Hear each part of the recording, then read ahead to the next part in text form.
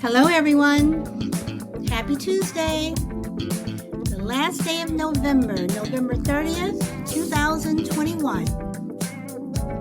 I am Solid Blue Sister, and this is my turn to talk. And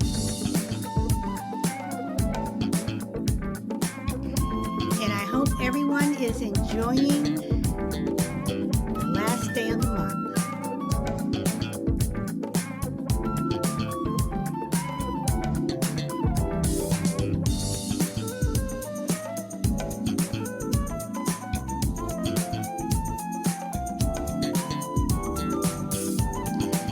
Okay, so we are going to get started. What is on the agenda for today?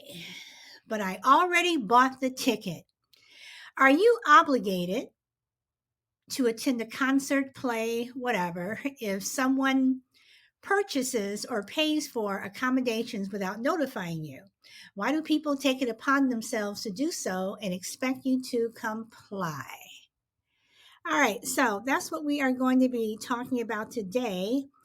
And, I thought about this subject. Welcome, DRG, I'm sorry, Raja. Welcome. You are the first one. Everyone else will trickle in. I thought of this subject because, um, you know, people in the past, at least for me, and, they have done it. Uh, One particular person has done it to me several times, but they buy a ticket for you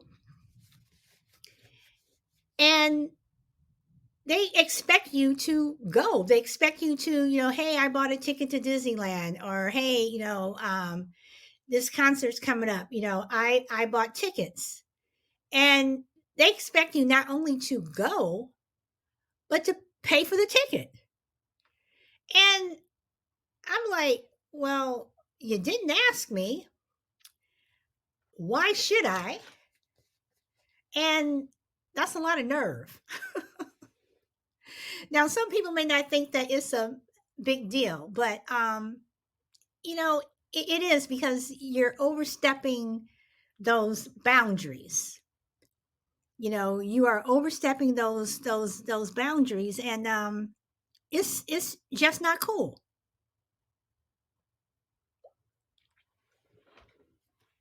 I've had people who have said to me, "Hey, let's go here or let's go there," and one way for me to get out of it. Welcome, feisty one. You're actually number two.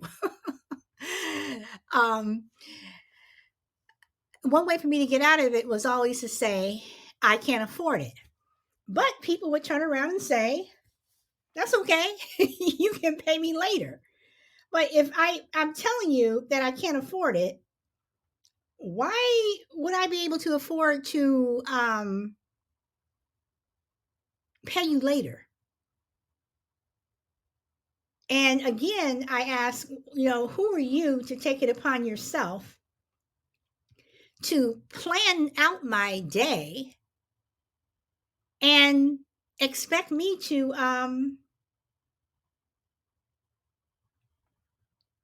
comply with your plans? And you didn't ask me, and I just see that as overstepping. So on one hand, the show could be about being able to tell people no and tell people to back off. But I would really like to know if anyone has ever done this to someone before, or it's been done to you, where people buy something for you and expect you to pay for it, as well as expecting you to clear your calendar for that particular day. So, feisty one, you are on. You have the mic. What would you like to say? Can you hear me? I can hear you. Okay. My sister is a huge culprit of the buying something that she thought that I would like and then telling me that I owe her for it. I know that because I know her, it's always done in the spirit of caring, but I struggle with just saying, stop it. I don't want this. Or and it's not just to me that she does it. She does it with others all the time. I just have a tough time saying, I need you to stop. I don't want this. And I think that people think that when they say to you, oh, you can pay me later. I agree with you. I don't think it's right. But I think when they do that, they're making some assumptions about your ability to afford it, or more importantly, your willingness to want to go. And I think that that's wrong. But I think to your point, I think you have to just say, and even as I'm saying this, I have trouble doing it. I think you just have to say, I'm not interested. I don't want it. Don't buy it. If you buy it, you better find somebody else because I don't want it. Okay, so do you have a hard time saying no or pushing back because she's your sister, or you just would have a hard time pushing back on Because she's anyone? my stinking sister. That's the only reason. That is the absolute only reason, because she's my sister. But shouldn't that make it easier? It should. Because she is family? It should, but with her, it is impossible. I don't know why. I can tell anybody else, but for her, I don't know. She's passive aggressive in ways, and I don't know. It's almost like, she's my older sister, and it's almost like I have a tough time saying, stop it. To give another example, it's her though. It's personality. It's my personality and her personality. Once she brought over just bags of clothes that I didn't want. And I kept saying, for days I said, no, I don't want it. I don't want anything. I don't want anything. And she brought them over anyway. And I was so overwhelmed. I mean, when I say bags, she bought bags of stuff. Some new, some used, but it didn't matter. I didn't want it. And I did say I didn't want it, but she brought it anyway. And I ultimately, over time, took it to what we call the dumpster, which is like the Salvation Army clothing bin. And over time, one bag at a time, I took it to the Salvation Army clothing bin and I put it in there. And I just, and my husband's like, why don't you just say no? And for her, I have a hard time. I don't know what it is. It's interesting. I personally think, and again, this is just me, that family is the one that, I don't have a hard time saying no. Well, I don't have a hard time saying no to anybody, but family to me should be the ones that you should be able to push back on. And, I've told this story before, but, living in California, my son's 21, and, it seemed like every time when he was growing up, parents would get these passes to Disneyland. And, they would have the passes, and they would literally go, like, every Friday. They would pull their kids out of school and they would go to Disneyland, and I'm not going to say who it was, but, one particular person took it upon themselves to purchase a ticket for my son to go to Disneyland. At this time, he was probably at around 5. And my son is like me. He doesn't like crowds, and I knew he was not going to have a good time. So she purchased the ticket. And, my husband's like, she got the ticket, you guys go ahead and go. And I, noticed that, he didn't go, but, the two of us, go, whatever. And I was like, no, and I knew that my son was not going to have a good time. The few times that he's been to Disneyland, it's like you get there and you want to go home. And then, there have been other times that the same person would purchase these big dollar ticket, things, whatever. And she would expect us to go. It's like, why are you, first of all, not only are you buying this ticket, but you're you're assuming that on this particular day I don't have anything to do. And I've had people who have bought things for me and they're like, okay, you owe me this. I'm like, I don't owe you anything. I did not ask you to buy this. So what is so hard with telling people no? And Crazy Lady, I know you've been waiting patiently. What do you want to say, my friend? And hello, Petty Deb. I understand where Feisty comes, like, when it comes to like certain family members, I can't say no. There's just no way, it doesn't matter if I have plans or not, there's just like, okay, I can't say no to them. What if they want you to pay for it? Would they say, okay, I bought this for you. You owe me, $75? I don't think a family member that would expect that from me. So I'd look at him and say, well, wish in one hand and see which comes first. Okay. All right. I mean, again, I ask, is it because they're family? So let's say your good friend, your best friend, whatever, she continuously, kept buying you things. She would, buy tickets, whatever, and she would come to you and say, you owe me blah, blah, blah. Would you push back on your friend? And that's to either Feisty One or Crazy Lady. Yeah, I'd be like, yeah, nah.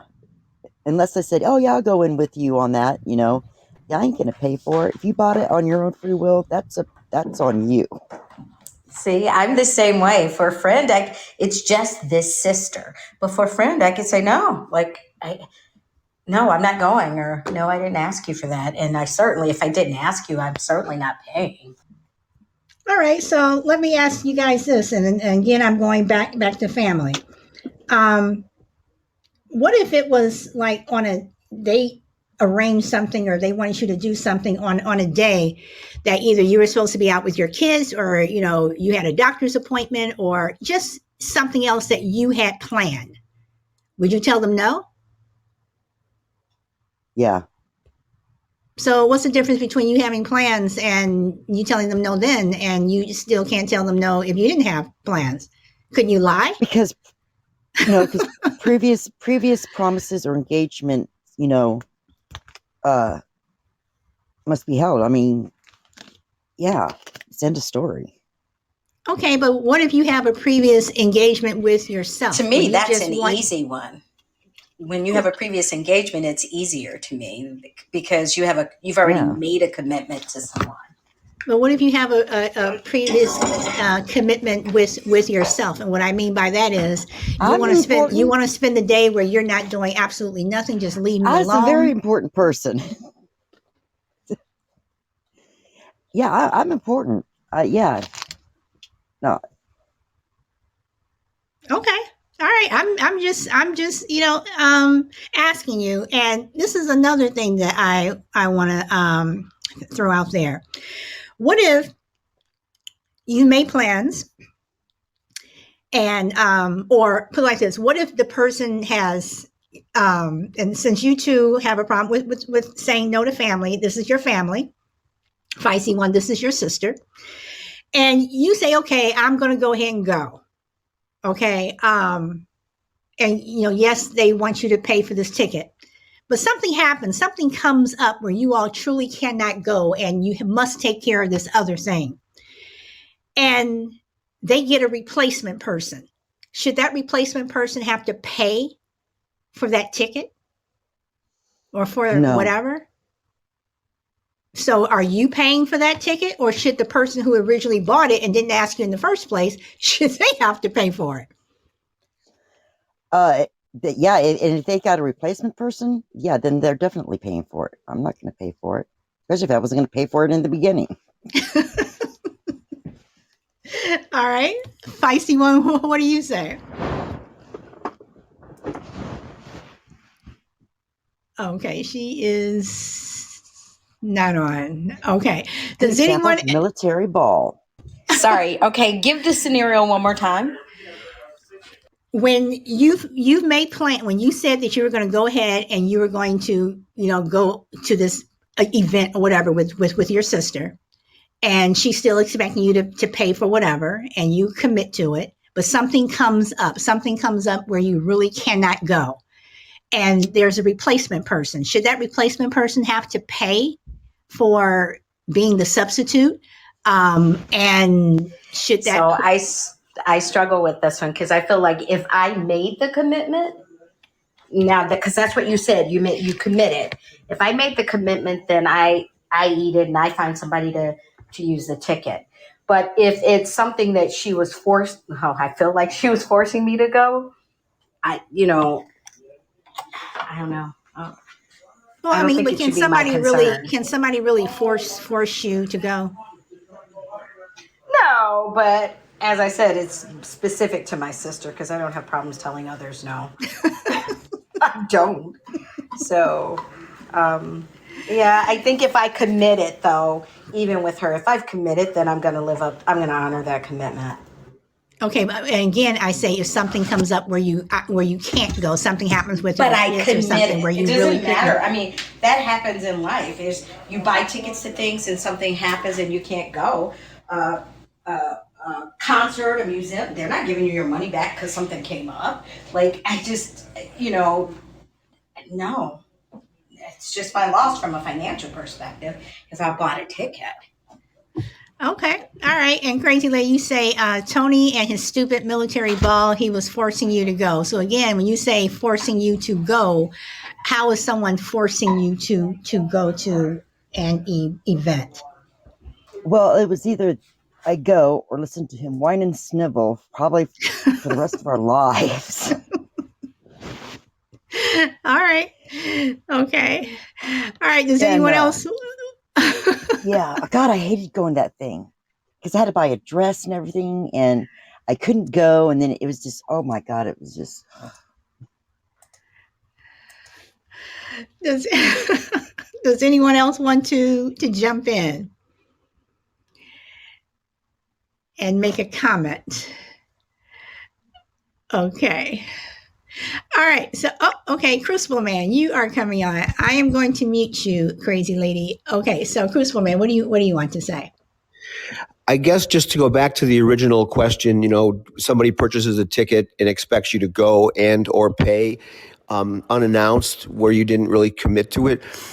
I don't have that problem in my life. It's probably more a reflection of my social life than in my relationships, but I haven't really encountered that problem very often. But, I guess it depends on a lot of things in life. The nature of the relationship. Am I even interested in the event? Can I afford the event? Am I available for the event? All those things come into play. Is this person a repeat offender? Have they repeatedly put me in this position where they've backed me into a corner and put pressure on me? All those things come into play. I have a very difficult time saying no to people. I don't care if it's a friend, acquaintance, a family member. It's never been my thing. I don't like to let people down. I don't like to hurt their feelings. So depending on the situation, I may bite the bullet and go one time. But in the event that it were to happen again, not even from the same person, I think you have to take a stand. You have to respect yourself, your time, your budget, and other people have got to do the same. So as much as I have a hard time saying no, I would probably have to start drawing the line if it became a regular type of a thing, because at that point, they're not taking your life into consideration. I'm not saying they're being abusive or anything like that, but they're certainly not being considerate. And that has to be taken into account when you evaluate how you deal with people. Okay, but were they being considerate by, assuming that you can afford this ticket or whatever, or assuming that, let's say that money was not even involved. Let's just say that it was time. Are they being considerate of you if they just assume that you could go to, whatever, or you're going to be available to, go to the movies with them because, whatever? I mean, are they being considerate that first time? Why give them a second, third, and a third time? Well, you can look at it a couple different ways. On the one hand, they're being considerate in the sense that they thought of you in the first place. You could say that, it was nice of you to think of me. It was nice of you to think I would enjoy this. It was nice of you to think you would enjoy my company at this. So there's that level of consideration. But yeah, I suppose there is an inconsideration that creeps in if they repeatedly presume things, and that's really the thing that's going on there. It's a presumption. And if you're really good friends, and if you've done things in the past, and this is not an atypical type of behavior, then there's no big deal. But if it becomes a chronic type of a thing, it's nice that they're thinking of you, but if they're getting presumptuous to the point where they know that you're just going to go along with whatever they've come up with, you've got to draw the line somewhere. I hope I answered the question. Yeah. I mean, you gave me, what you thought. Okay. So this is my next question. So I'm going to veer a little bit away from a friend or family member buying you something. What if you have that friend who, okay, Crazy Larry says 3 years in a row he got you with a military ball. Okay. What if your friend or even your family member, okay, we'll keep family in this scenario, they're that chronic person who never has any money and they're constantly asking you for money. And, you're just fed up. Now, I used to work at a company where this one particular friend of mine, I guess you can say she was a friend, a coworker, whatever. Every payday when she got paid, this was in the Chicago area. Every payday when she got paid, she would head down to Saks Fifth Avenue, Neiman Marcus, Lord and Taylor, all those places, and she would spend her entire paycheck on clothes. She came to work. She looked good. She wore really nice clothes, but she was always broke. She was being evicted from her apartments all the time. She was always asking people if she can stay with them. And at one point, she was literally sleeping under her desk at work. And a lot of us knew what she was doing. So one day she comes up to me and she asked for money to get on the train. And I told her no. And she looked at me and she says, why? I said, well, we just got paid and you just came back from lunch with all those bags. Take one of those bags back and you have your train fare for the entire month. And she didn't want to do that. So the next day, and I remember this so vividly, we went to lunch. A group of us were going to lunch and she wanted to go. And I'm saying to myself, she's not going to have any money, whatever. So, everybody's like, okay, come on, let's go, whatever. The server comes around, takes our order. And, she's like, oh, I'm not going to have anything. I'll just have some water. And, they have brought some bread over. So she's eating the bread. And I'm just looking at her, whatever. And I knew what she was going to say. And I knew what everyone else was going to say. Oh, well, that's okay. We can all pitch in and buy your lunch. I said, I'm not buying her lunch. And they're looking at me. I'm like, she spends all of her money buying clothes at stores and she can't buy her own lunch and she can't get home on the train. So, but yet she can spend her money like that. No, I'm not doing that. And they thought that I was wrong, but I'm like, okay.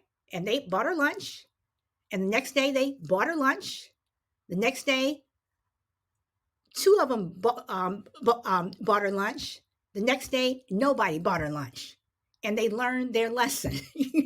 She was a user.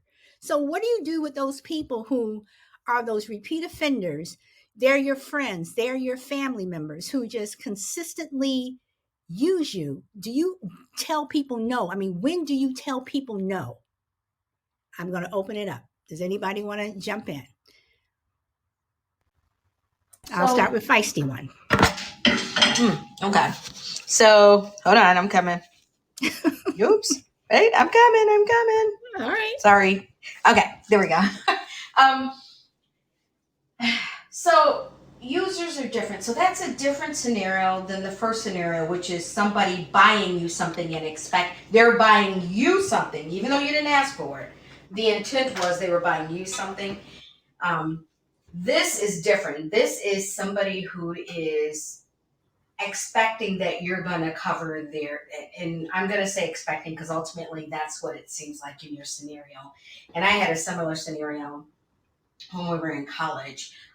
When my friends and I would all manage the money that we got from our parents because you were given a certain amount for the month and you had to make that money last. I had a friend very, very similar to you where she'd spend all of her money, exhaust all of her money in the weekend, and then, you know, we would be going out to the local. You're walking away, feisty one. You're walking away from the mic. Better? Yes. Okay. We would spend our money throughout the month. And so she would always be willing to go to the burger places with us or wherever we were going, but would never have money. And then as soon as you sit down, she would say, "Can you cover me?" And the first time it happened, I covered her. And then after that, I said no. And even as we started talking about things thereafter, if we were going to do something, I would ask her, "Do you have money?" Because if you don't, you know, and I would make it clear that I couldn't, nor would I be covering her. But I watched her work through our friends in a similar fashion until everybody got hip to it and just started saying no. And I think that's the right, I mean, that to me is the epitome of a user. Like you're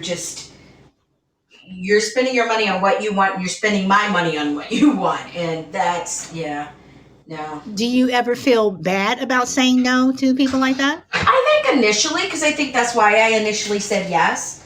But once I saw that, like she was doing it to everybody, and it wasn't like a one. So I feel bad if it's a one-off situation, and I believe it to be a one-off situation. But when you see that this is just a habit with someone, then I think I find it less of a challenge to say no. I can easily say no at that point. Okay. I'm going to circle over to Crazy Lady. What do you have to say? You want to say anything? Yeah, I'm with Feisty on that. I don't. Yeah, if I loan money, I really don't ever expect it back. You know. Then it's not a loan. Because it very rarely happens, right? And that just goes with just everything, you know. Because I don't know. I'm poor. I've always been poor, and yeah, I'm just not in the habit of just like, you know, randomly handing out money just for, you know, for fun. No, that ain't gonna happen. Okay. All right. And Crucible Man, I'm going to circle around to you. What do you have to say? Do you have anything you want to add? Is this about loaning money or serial users, or what's the question exactly? What do you do with those people who constantly ask you for money? You know, it's like, but yet you see them, you know, spending money on something else. Yeah, that's an easy one. Is as hard as it is for me to say no to people, in certain situations when you kind of frame it that way, it's pretty easy because they're clearly taking advantage. They're playing on your sympathies. And you know, I made this comment on one of your other shows a few weeks ago. You know, it's kind of one of those things where the more what you encourage, you get more of. So yeah, I think anytime it goes past once or twice, you have to draw the line. I think most people have enough common sense, even though they might be irresponsible in their spending habits. Most people, not all, but most people know right from wrong. Most people know that they shouldn't be continuing to ask for money, and they need to be more disciplined in their budgeting, but they don't care because it's easier to ask for money from people who repeatedly give it to you. And, you know, any of us who have ever borrowed money from anybody across our lives, and I certainly am in that category, you get to know eventually who's going to say yes and who's going to say no. And eventually you stop going to the people who say no, and you continually go to the few people, the one person who's left who says yes. So those are people who kind of, I'm not going to call them predators, but they identify people who they think are weak and are maybe a little vulnerable, and they prey on them. And in that particular case, you've got to protect yourself against that kind of a predator as you would against any other kind of a predator. I don't mean to make it sound so harsh, but serial users and serial abusers, the key word there is serial. You've got to draw the line.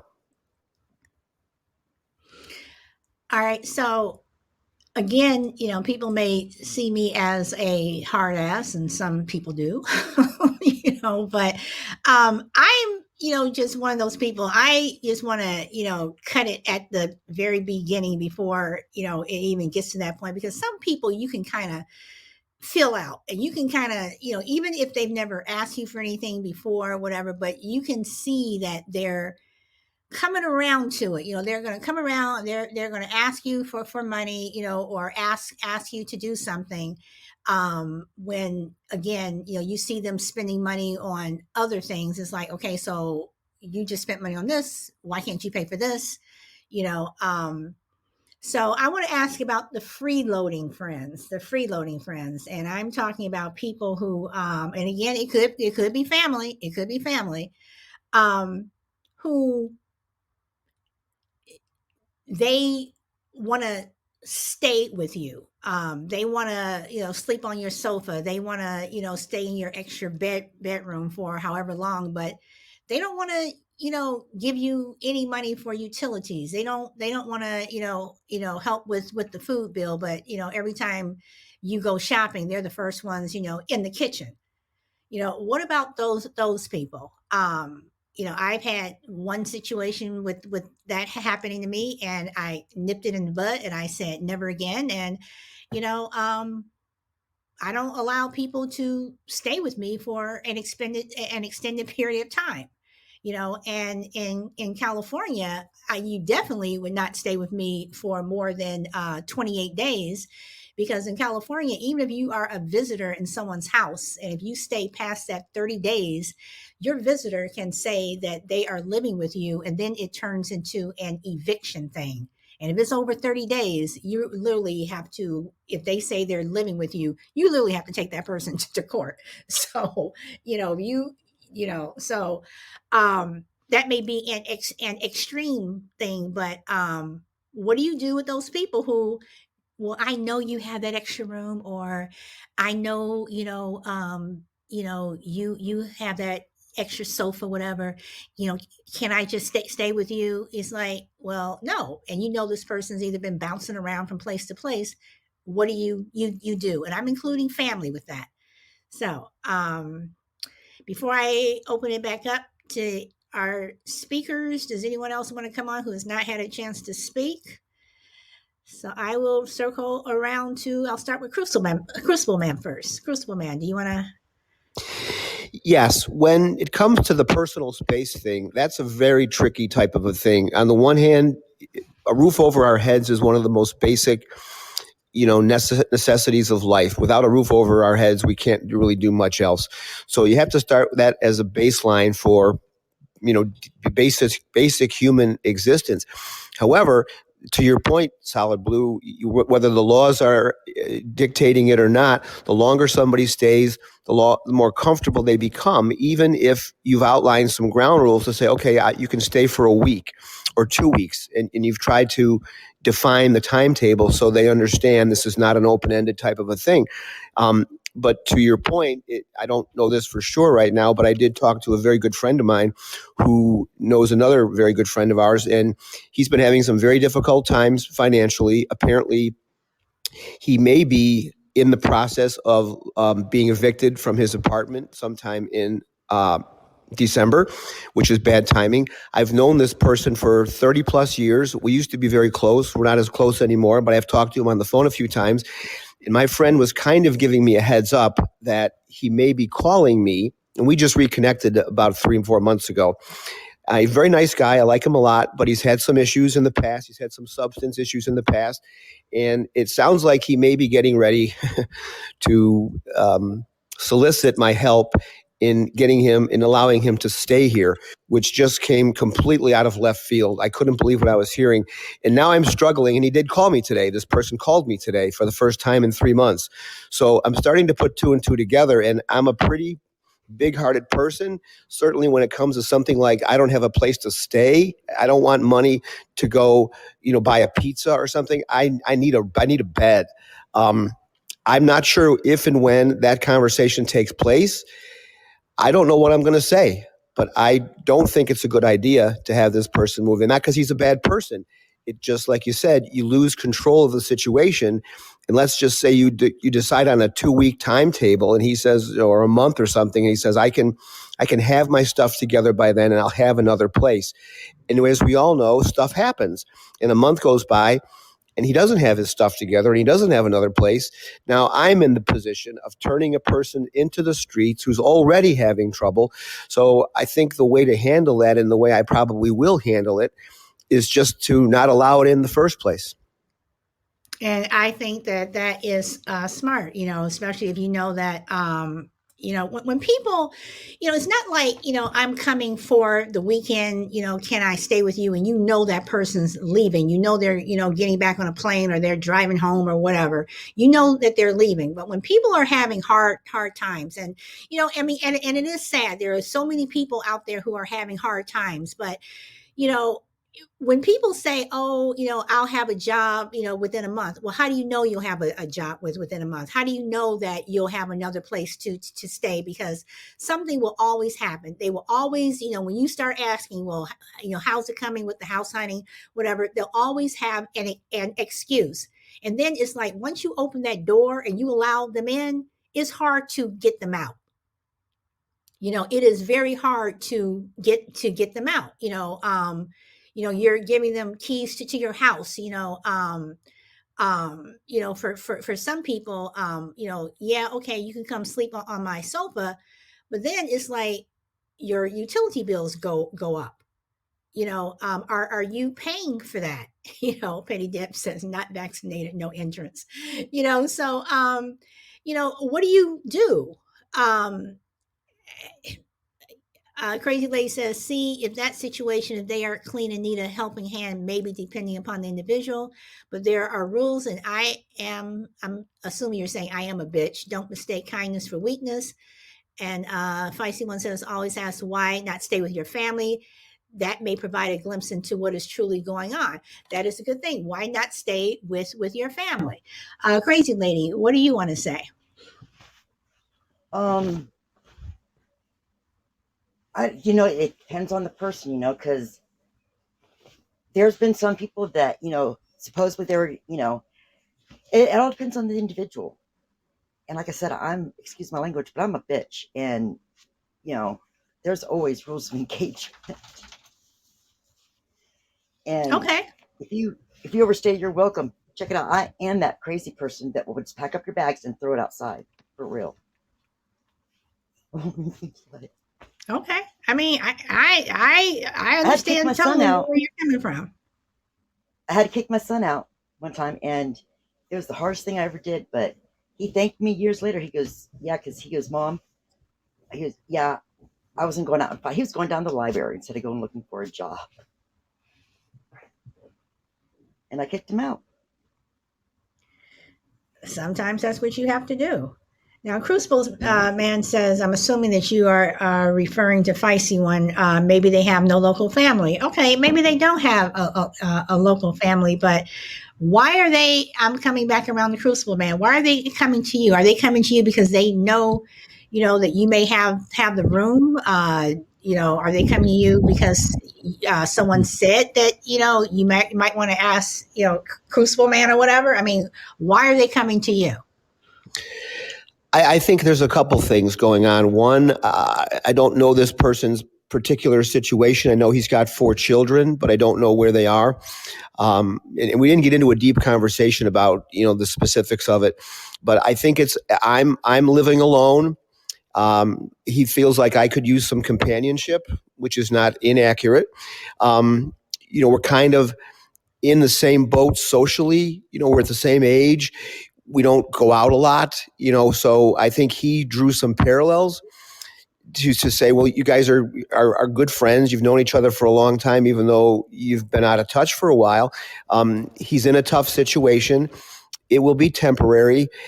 and it would be nice for you to have somebody, to kind of hang out with. So that was the rationale that was presented to me, and it's not wrong, it's not inaccurate, but there's so much that goes into opening your house to somebody. I mean, I could do it with a family member. It would still be weird, even though I'm close to all of my siblings. It would still be weird because the living space would have changed. We haven't lived together as siblings for 40 years, so it would be weird. But they're my family. But a person who's not family, I don't know. But the rationale to answer your question was you're similar. You two are similarly situated, so why not just kill two birds with one stone? You get somebody to hang out with, and our friend, gets a roof over his head for the time being. So on paper, it makes a lot of sense, but unfortunately, we don't live on paper. Well, I mean, I'm just listening to what you're saying, and and that's a good sell. Whoever was telling you that to me, that's a good sell. But the bottom line is, so you're saying that it's temporary. You all are similar, whatever, and then it turns into, well, you know what? Why don't you, since you all are getting along so well, or you guys are so similar, why don't you just let them stay? And so I'm just kind of reading between the lines. And yes, I am someone who would be highly, I'm the type of person who I would say no first. I would rather give you some money to stay a week in a hotel, as opposed to you moving in with me. And that is what I would probably do. Say, here's money for a hotel. You don't have to pay me back. You said that you were only going to stay with me for a week. Here's a week's worth of, um, for the hotel or whatever. And that's it. If you want to hang out, we can meet up somewhere. But, that's just me. But when you live by yourself, and having said someone who lived by themselves consistently until I was married, when when people want to sleep on your sofa or sleep in that extra bedroom, whatever, it's hard to get them out. They get comfortable, and they think that, oh yeah, he's cool, she's cool, and they start to do things that people that will rub you the wrong way. I mean, having someone stay with you for a weekend, having someone stay with you for a week, and they're a guest, and they're leaving, but to have someone move in with you, for me personally, not gonna do it. So, does anyone else want to add? Does anyone else want to come in? And let's see. I remember living by myself once in land far away. I sometimes miss that. Crazy lady, sometimes I, miss living by myself. But that's why you just go into your own little corner and just say, leave me alone. So do you want to add anything, crazy lady? A corner. I have a friend, I kid you not. She's married. She has her house, and her husband has a house right next to hers. But it's like her house and his house, and it works. But I love the idea. Her house, it's not cluttered up by his stuff. I'm telling you, she may have to be on to something. And I take it they did that because they just needed space. Yeah, just because it's hard living with a person, and I can, yeah. And anytime anybody's ever said, there's been like a set time limit. That's it. And I was always raised, if you borrow something, return it in better condition than what you got it. And if you're stay with somebody or visit somebody or whatever, and you can't like give money, then you better be working, like doing dishes, doing yard work, fixing things, doing something that contributes to that mini society, I guess. Yeah, but you have people who, even if you ask them to just contribute just a little, they tell you, Well, then they have to leave my kingdom because there's no slackers in my kingdom. Okay. All right. We have no divas. Okay. I mean, even, when you go places, if I'm staying over someone's house, I'll wash dishes, whatever. You try to make sure that you clean up after yourself, whatever. But everyone doesn't do that. And then when you call them out, they get upset. Um, I've had people come over my house and they go into my refrigerator, saying they haven't had anything to eat today.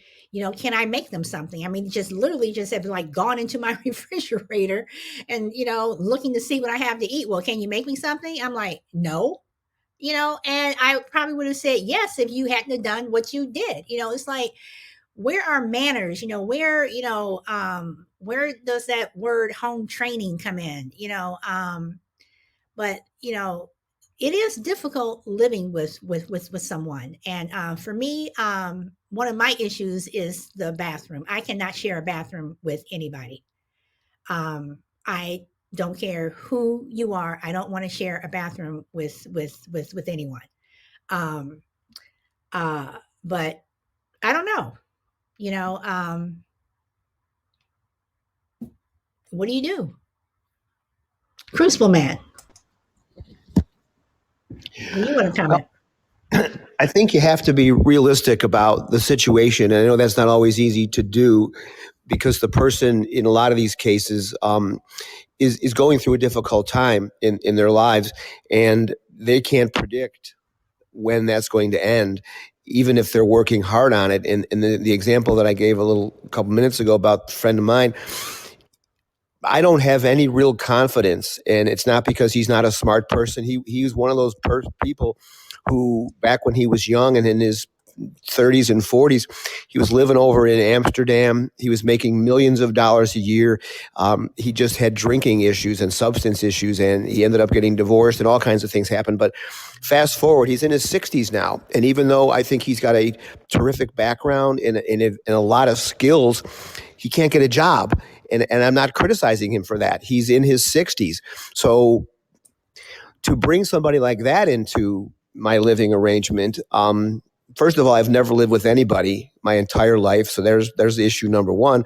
But number two is there's no reasonable expectation that 2 months from now or whatever it is, that he's going to be in a better financial situation to get back on his own again. And I know that's what he wants. Nobody wants to be a burden on somebody else, but it would be up to me or you or the person with the home to make that assessment themselves. You aren't going to be able to trust the assessment of the person coming into your home, not because they're dishonest, but they might not be realistic. And so when they tell you, here's my plan, and it sounds very plausible, except for the fact that, well, you're of a certain age, you haven't worked in a certain amount of time, you're going to need a little bit of time to build up some reserves.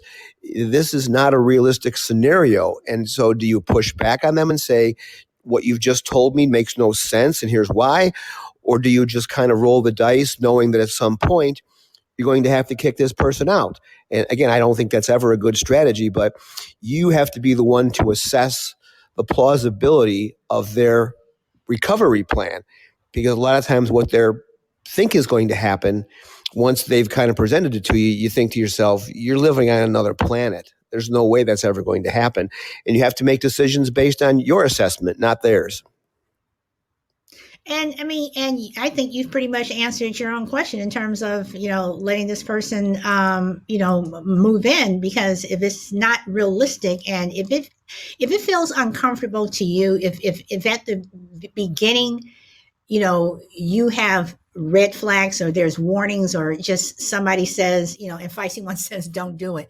You have those warning signs, that are coming up, then you have to stop it before it gets out of hand. And the only way to do that is don't open the door. Don't let that person in, and, if you just want to come out and say you don't feel comfortable, whatever, or, you can say that, you're niece or nephew or someone else's, they're having a hard time, and you have to let a family member move in first, whether or not that's true or not, whatever, tell them anything, but once you open that door, um, if and you say I have no idea how to spin it, I would just blame the family member. I would say my, niece is going to be here, or my nephew is going to be here, for a certain amount of time. They're going to school, whatever. They asked me if they could, move in. They'll be paying, half the rent, half the bills, whatever. I am going to allow my nephew to move in there, and it's done. Whether you're not telling the truth or not, it is done. What are they going to say? Don't let your family move in? I mean, come on. And, so to me, there is your out. I used to tell my son before he was homeschooled, and I wouldn't let him do something, and some of his schoolmates would give him a hard time. I said, blame it on me. Just say, your mother won't let me go. Blame it on me. And it's, and put the blame on somebody else, and that's it. And it's over. But I would not sit around agonizing how I'm going to tell somebody something, especially if or either it's not going to work out, or you just don't want to do it. I'm not going to spend, days and nights, agonizing over something that you have an out to. So, Crucible Man, you want to rebut what I said, or no, or? Yeah, that's probably the route I would take. I mean, the problem I'm having a little bit, I don't want to get to, monopolize the call here on my personal situation, but, when my friend hit me with this a few weeks ago, I didn't really have anything to say because I was so caught off guard. At the time, had I known, having even an inkling that this might have come up, I would have been better prepared with a story of the nature of which you just laid out, because that really is the solution. It is to put it off on somebody else. I can't be honest with him and talk like I've been talking on your show. It would probably be a little hurtful to him. It would get into a negotiation process. So I think you're right. Have a backup, a family backup, ideally, because without it, you're like you said, you're in a position agonizing over how to explain this to somebody when, through no fault of their own, they're the ones that put you in this position, and it isn't fair. They had to have that kind of pressure on you. So I think you're right. Put it off on some other situation that can't be avoided. And if I can come up with that, that's what I'll do. The problem is I have not indicated anything like that to my friend when he first brought it up. That would have been the time to say, oh, that's not going to work because blah, blah, blah. And I didn't do that. I just kind of thought, okay, that's interesting. Maybe he's going to call me then. I'll wait for his call. I didn't really say that, but I didn't have an excuse at the time. So, but again, in the long run, I keep saying to myself, you have to do what's best for you. This is not a case of you're being a jerk or you're being a hard ass or anything. You're protecting one of the most basic spaces in your life. It's your own personal space. It's your home. And once you lose control of that, whatever the reason is, you're not going to get it back very easily. And now you've got a contentious situation with somebody. So I think you have to be a little bit of a selfish person in that situation, knowing that it may seem like you're doing the right thing at the right time for this person, but in the long run, you're going to pay big time for it. Well, and again, I don't want people to think that it's just a conversation between me and Crucible Man. I'm just interested in this in this scenario that you have, going. But family things come up. Just because you didn't have an excuse to tell this person, or you maybe just didn't want to. You don't have to explain everything to everybody. But when you blame things on family, when you say, my mom is, doing this, or my, my father wants me to do this, or, my niece or nephew or whatever, we're coming up to the holidays, and people are coming in from out of town. And, now since, COVID, we're not in the same situation where the country was last year as opposed to this year. So more people are traveling, whatever. And to me, that's the perfect thing where you can say, well, I spoke to my sister and, they're coming and they're staying, for the holidays. And then my nephew's going to have an extended stay. To me, this is the perfect time because people have things that they do with their family. They are opening up their homes to their family. So again, you have an out. And the person who recommended them, why can't they stay with them? But to me, I would just use your family and that's it. So let me go over to the dude. What do you want to say, dude? And then Feisty, when I will circle around to you. Actually, I'm going to bounce the ball right to Feisty because I kind of just came on board. So thank you for having me on. You know I love you. Okay, thank you, dude. Okay, Feisty one, what do you want to say? He's bouncing the ball to you. Okay, mine is more just getting all in Crucible Man's business. So, well, that's what I'm doing. So, has your friend a mutual friend has said this to you. Has the actual friend asked you though? Have you spoken with that friend? Crucible Man, have you actually spoken to the friend? Yes, I have. He actually, I think I reached out to him about 3 or 4 months ago. I got his phone number from our mutual friend. I hadn't talked to him in a long time, and I'm, looking for people to connect to as I get, later in my life, and I'm losing friends and whatnot. So yes, we have spoken, but I think Feisty One put a comment in the chat. Did he reconnect with you just because of a place to stay? I hadn't thought of that because I was the one that connected with him, but I hadn't heard from him in 3 months. And he called me today and left me a voicemail. So my friend told me that he thought the time frame for this happening would be sometime mid-December. So I'm concerned about returning the call even because I think you are onto something there. I think the timing is curious for sure. Yeah. Okay, so if you haven't returned the phone call, then why can't you just say that the holidays are coming up and you have family that will be staying with you, and then after the holidays, I keep saying your nephew, your nephew will be staying with you for an extended time, so you're not able to accommodate him. What is wrong with saying that? And this is intervention.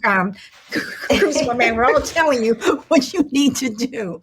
Go ahead. Well, but you know what? I was going to say the other thing you can do is you don't even have to be as specific as my nephew. You could just say, it is the holiday. Wow, you caught me at a bad time. It is the holiday season. And I have a ton of family that's staying with me, and leave it at that. But the only reason why I'm adding the nephew is staying longer is because if he needs a place to stay longer than that, then what's going to prevent him from coming back saying, okay, is after the new year, has your family left? Can I move in now?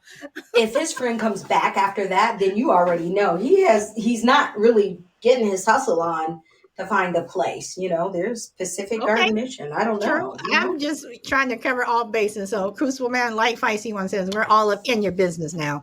So we're trying to help him out. We're trying to help him out. I agree. And I agree. It has to be a longer term excuse. It can't be a holidays thing because that will come and go and he'll be right back here on January 1st. So I appreciate all the input, everybody. I really do. He just called me an hour ago. So right before the podcast started. So I haven't really had a chance to return his call, but I very much appreciate the advice, everybody. Thank you. Well, the holidays is just an excuse in terms of pushing him back a little bit, and then I threw in the nephew just to give him that final push back. No, you're not coming in even after January 1st or whatever. So, Crazy Lady, do you want to throw in your input on the intervention with Crucible Man today? That's it. Just blame it on me, man. Say, hey, I got this crazy friend. And she's going to be coming visit me, and she has a service dog, and it's just like, and then coaches say, oh man, she picked up, but she had to reschedule. She's becoming, I can take it. Yeah, I mean, like you say, I always told my son, just blame it on mom, So, Right? Dude, I'm coming back to you. Dude, do you have anything you want to add? So what I'm gathering is somebody wants to move in and you really don't want them in initially, but you're just Yes. having trouble saying no. Having trouble spinning it and how to push back on it. Oh, okay. Yeah, you know what? Sometimes those things, once you just forward and say no, if that's truly what you want, then you might be surprised. The guy might be like, kind of and then right on to the next friend. You never know with Right that on kind of to thing. the next friend. All right. All right. Drinks. I mean, there are some people who literally go from one person to the next person to the next person to the. I mean, they make the rounds. You're absolutely right. You're absolutely right. So, all right, guys. So this is my final question here before we wrap it up. What about that friend? You all are roommates, okay? And I know we've gone from somebody buying a ticket for you, which was the initial question of the show, but of course, we always veer off topic. You have a roommate, and you agreed. Everybody signed the lease, whatever. You're supposed to split everything half and half, whatever. But you find yourself that every time it's time for rent, that you're covering their half, or the electric bill comes in, and you're always covering their half. Um, and you're kind of stuck because you're in a lease. If you don't, pay the electric bill, your service is going to get turned off. If you don't pay the rent, you're going to hear from the landlord. And you're just waiting for that time to just where the lease is up and you can just leave. Go and get your own apartment or move in with somebody else, whatever. How do you deal with that person? How do you deal with the roommate who can never cover their share? What do you do? Anybody? I will start with Dude. See, I'm so that hits so close to me that like I'm like the bar is so low for me. My bar is like, is the place even safe or not at this point? Like, I'm having a lot of trouble with my living arrangements over this last like many a year. So, if they're not, I mean, like my quick go to would be if they're lacking on the bills, like, don't leave food out that they can eat. Definitely, I guess there's going to be no electricity and heat, that's for sure. And the water, I could shower at the gym, so they're not going to have a good time while they're there. But, it really depends. Is it intentional? Are they at a low point? How well do I know them? And how much longer do I have to hoof it out with dead weight like that? I might even move somebody else in and say, you know what, that's fine. Somebody who can cover the bill. Look to break the lease. I don't know because, how did they get in the house in the first place? Was it like a boyfriend or a girlfriend who promised to pay and then, a little hanky panky, next thing you know, they're No, not I mean, paying no, the bill? the two of you signed the lease. The two of you all went house hunting together, apartment hunting together, and the two of you signed the lease, and it was based on, okay, we're going to move in together, but we're going to split everything half and half, and that's it. I don't know how that works if their name's on the lease. You might have more leverage that way. I know with COVID-19, if you had an actual apartment, they couldn't really move you out. I don't know. I really don't know. I don't think I'm the right adult for this one because my Okay, boundaries suffer, quite honestly. okay. To the Feisty one. extreme. Feisty one. I'm going to go to you. So, what do you think? I think that first off, you're going to get into an arrangement like that, you really should have both names on the lease. Because usually when it's a situation like that, it's a landlord who's accustomed to that kind of situation where they're expecting half from one and half from the other. So it's the landlord that can actually take the action rather than the roommate. But the dangerous side to that is if the landlord feels like he has to mediate, he's likely to ask you both to leave. And the only reason I know that, my son had a friend who was in that scenario. She was sharing a home with two other people in downtown Chicago and was invited because there were problems. The landlord invited them all to leave. He went to court and he just said he wanted them all out. It was becoming too disruptive. He's not a mediator, blah, blah, blah, right? So I think if you're going to do But that it was to, one person who was causing the issue. it was one person, but one person causing the issue, but he didn't want to be involved in the drama anymore. And so he wanted them all to leave. What would I do if it's a scenario where a roommate's not? I think he's spot on. Make it uncomfortable. Don't make it easy for them. People don't like to be uncomfortable. Um, you know, if they like solitude and not having company, have company. If you can make things uncomfortable. And sometimes it takes things like that. Because you shouldn't have to cover somebody else's financial burden. I just don't think that's cool. You go into it with, integrity and honesty and all of that. And I recognize things happen, but no, you can't. Right. You'll be You are talking about covering someone else's financial burden, and it's like, well, what about me? Is like, if you're living on a budget, you've budgeted this amount of right. money for rent, whatever. Now I'm paying for you. I still cannot do what I need to do to maybe meet some other responsibilities, or if I just want to go to the movies, now Obligations, I can't yeah. do it because I've just covered you, and it's a habit. It's like, Right. and you still haven't paid me back. Right. So, And part of the problem with roommate situations, it always starts off great. Every roommate situation I know started off great. But it's when they go south that the problem arises, and it just I just think you cannot make it comfortable for them, especially if it's your name on the lease. Don't make it as uncomfortable as possible. I'm and actually on the other end of that, and I might need some advice myself. Actually, I do, flat out. That's why I jumped in. I'm a desperate man. See, I've been renting like the same place and then places before that, but the place I've currently been in, I've been there and there's problems like people breaking in all the time, even when I'm there, when I'm not there. I pretty much I wouldn't say gave up, but I'm always making rent. Like I always make rent, but I rent a basement that I found on Craigslist. And I kept on having trouble with no matter which place I got. Like one place I had to move out overnight because like somebody had literally come through the drywall. I kid you not.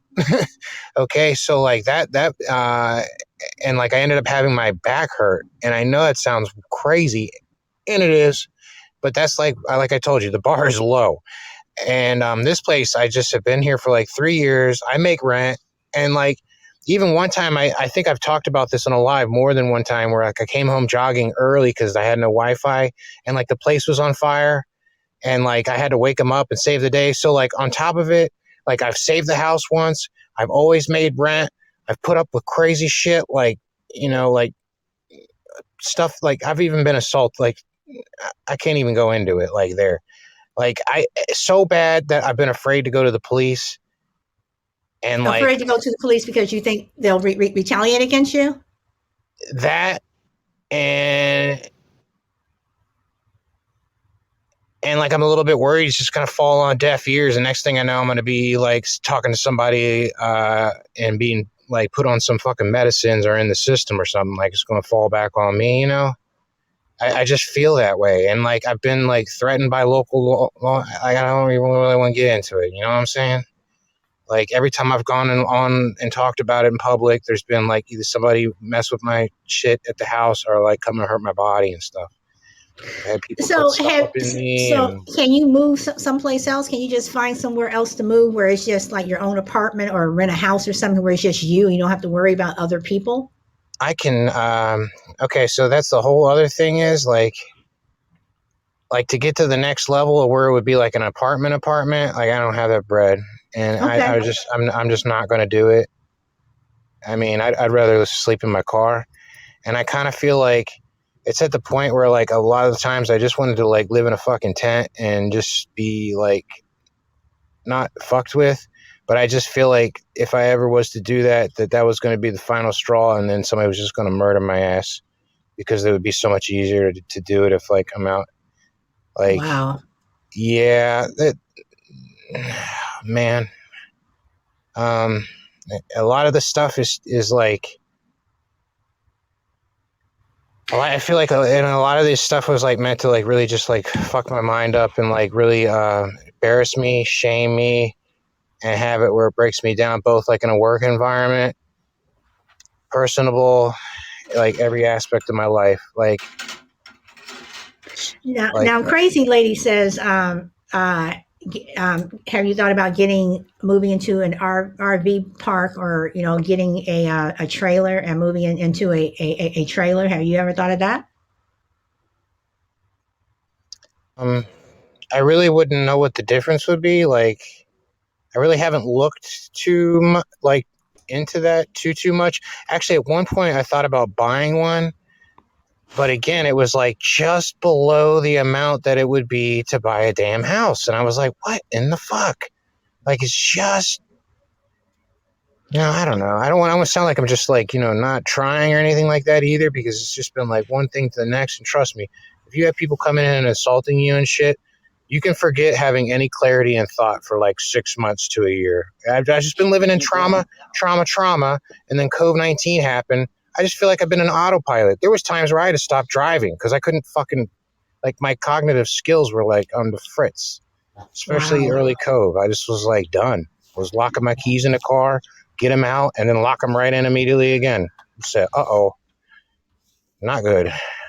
Like, So, Crazy Lady, do you have any advice in Uh, terms of the whole RV and well, trailer yeah, thing that sorry, would I'm starting be? to yeah, way an too much RV, for a life. brand My new bad, one. man.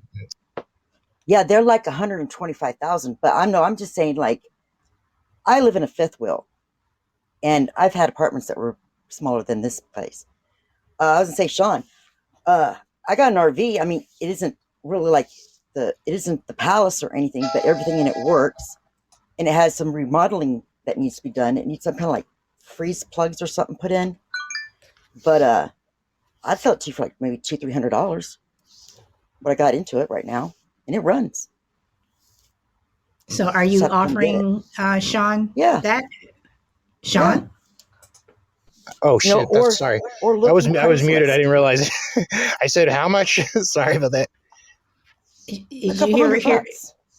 Oh, the man, Did that'd be you? awesome. So that's the type of thing that Yeah, you know what? but you can also look on Craigslist. Uh, I mean, it may not be pretty to look at, and but you can put it in an RV park, and a lot of the RV parks, everything's included in the rent, like your water and whatnot, and it'll be yours.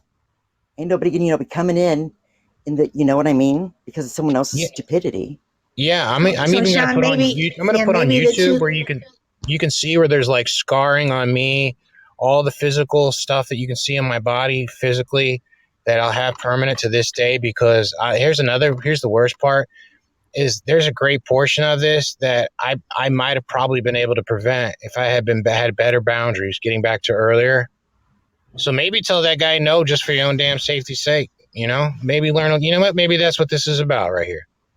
Just All learn from right. that Well, right there, just because I did maybe. not have good boundaries, and I ended up having permanent consequences, homie, to the point where I damn near gave up and just took on even more permanent consequences. So yeah, about that one.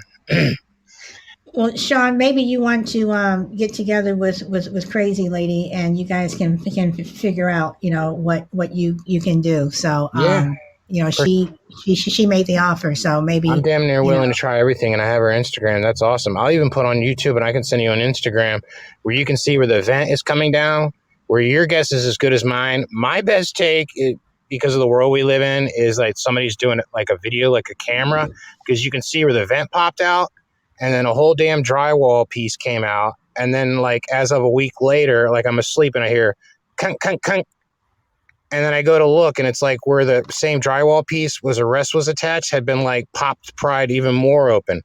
I'm like, what? So it's like literally the landlord's like putting shit through the damn ceiling to like what, spy on me? Your guess is as good as mine. But that was the final straw. Like, I'm ready just to live in a car at that point, and I'm definitely not paying anybody $700 a month. Pardon my French, to get terrorized anymore. I'm done.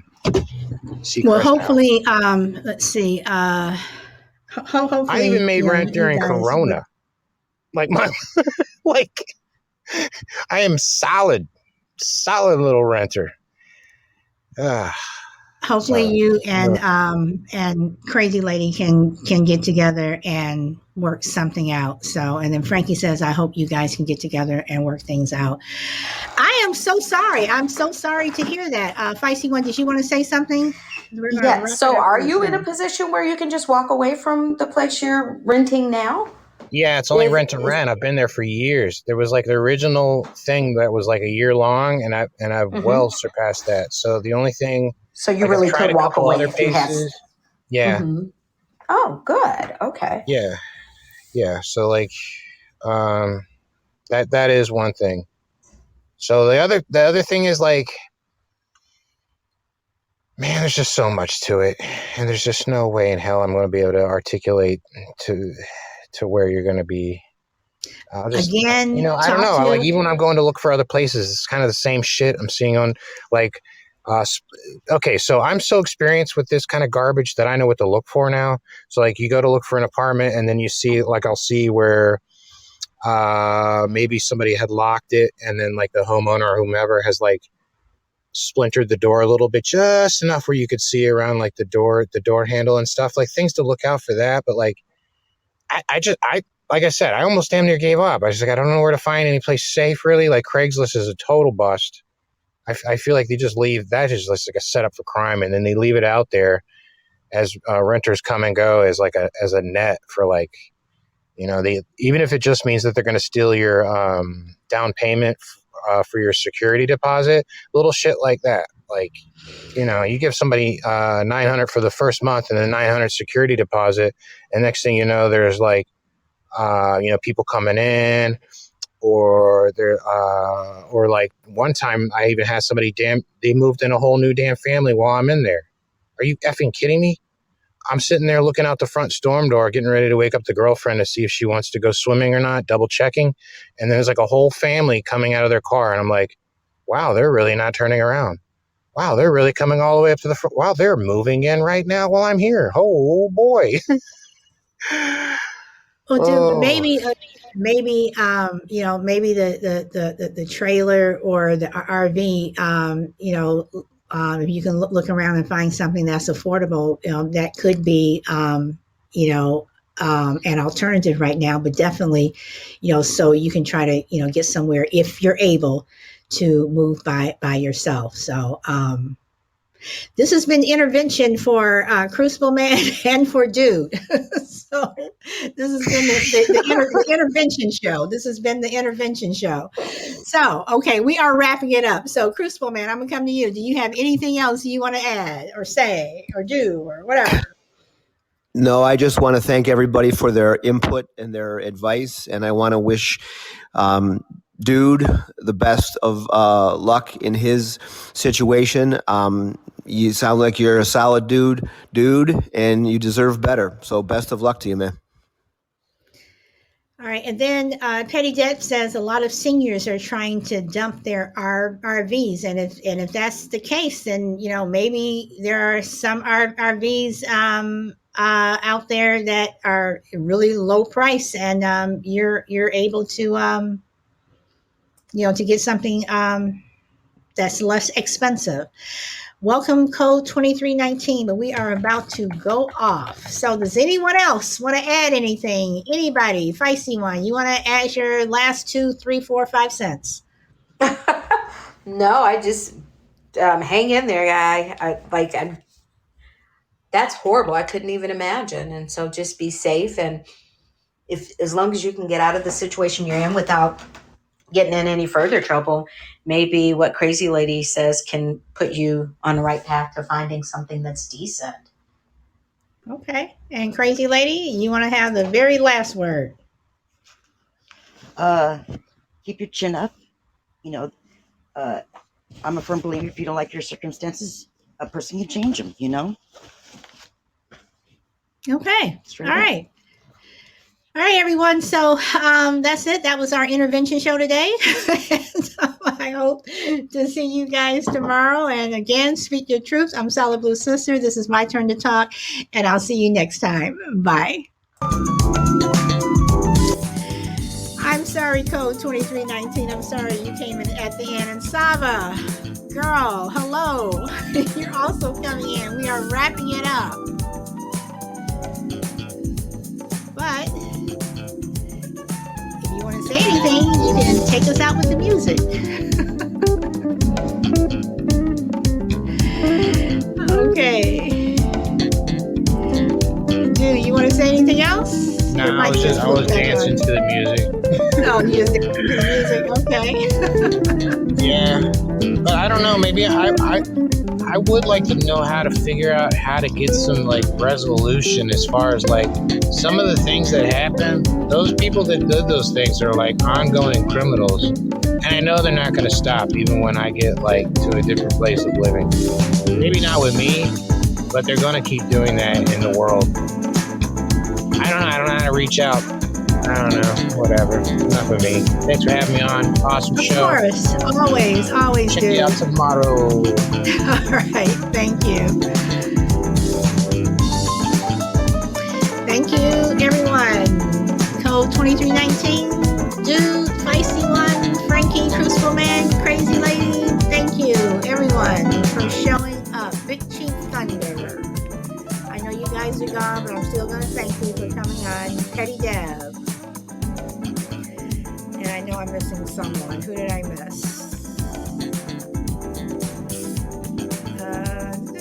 Did I get everybody who was on today? Okay, Victoria, you were listening for a bit. Thank you. And thank you, Frankie, for your Podbings and your super chat. Thank you. I appreciate the super chats. I'll see y'all tomorrow. Bye.